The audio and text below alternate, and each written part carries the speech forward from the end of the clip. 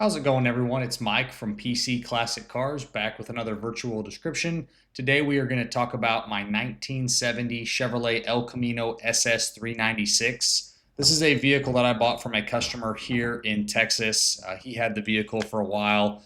Unfortunately, before he had it, I don't know exactly where it lived its life, but I do have some paperwork back from the 90s where the car lived a decent amount of time up in British Columbia, Canada. So the car came out of Canada, at least at some point, and then it's been in Texas for at least a number of years.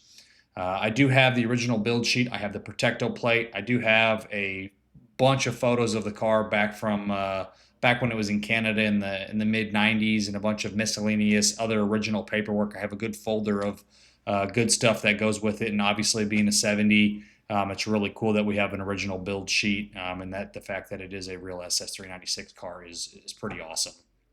The driveline that's in it is a non-original 396, but it is a date code 1967 396. It's a suffix code TV. It has an Edelbrock 1906 carburetor on top. Runs extremely well. More of a stock style big block than anything. It is backed by the Turbo 400 3-speed automatic. And then your other mechanical options, you have power front disc brakes, power steering.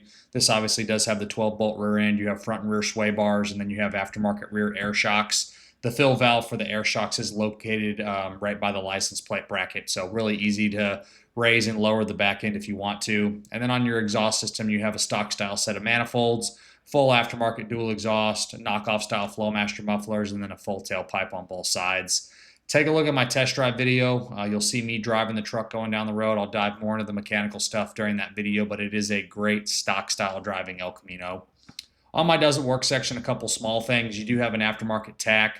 The tack works, but it's not 100% accurate. The dash clock doesn't work. The parking brake is there, but it needs a little bit of adjustment.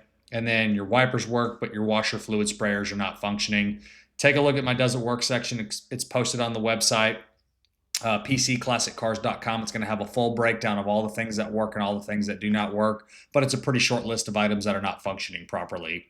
During my normal pre-inspection where I check fluids, I check for leaks, wear items like that, I noted a very little bit of seepage coming from the valve covers, and then the rear differential's got a little bit of a leak coming from the rear cover. Just minor stuff. And then on your suspension and steering, all of it is stock style equipment outside of the rear air shocks.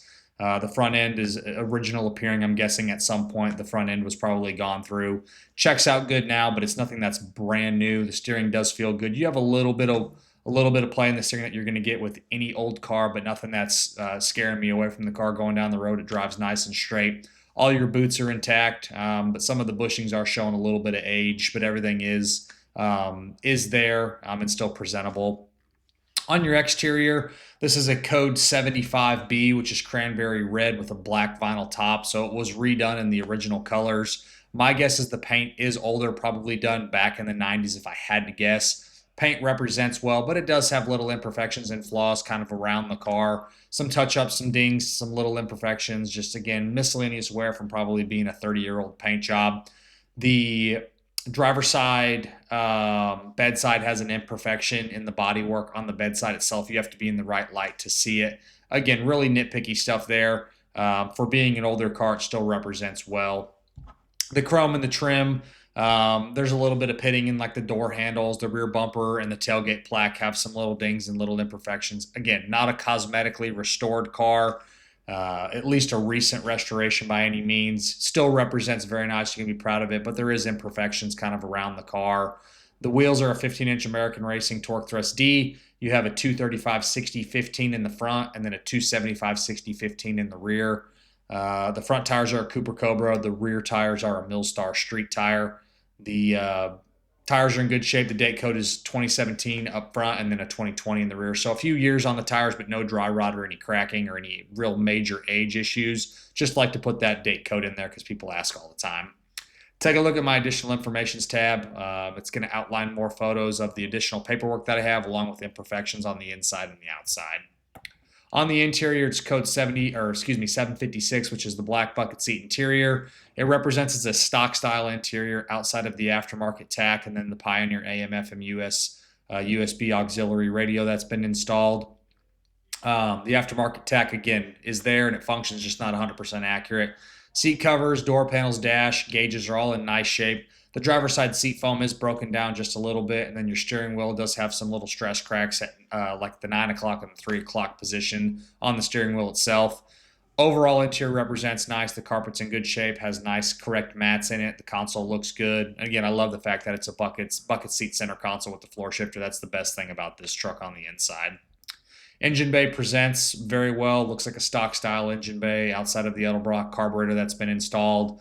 No issues with the firewall, the inner fenders, the radiator, and the core support. All that stuff checks out good. No real issues when you pop the hood.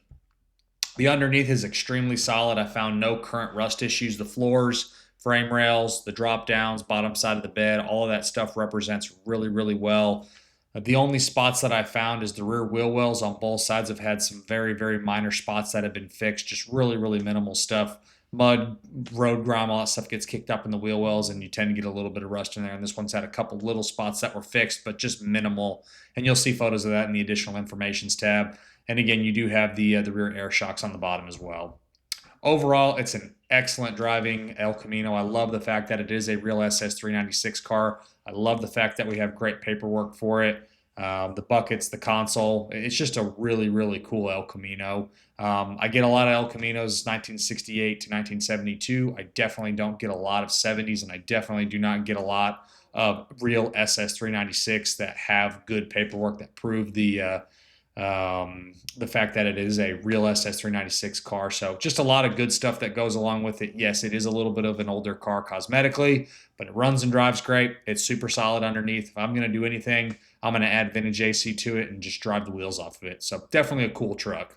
As always, I appreciate y'all stopping in to watch another one of my virtual descriptions. Make sure you check out the test drive video along with the additional informations tab on my website, pcclassiccars.com. I'll catch you guys on the next video, and I hope you have a great rest of your day.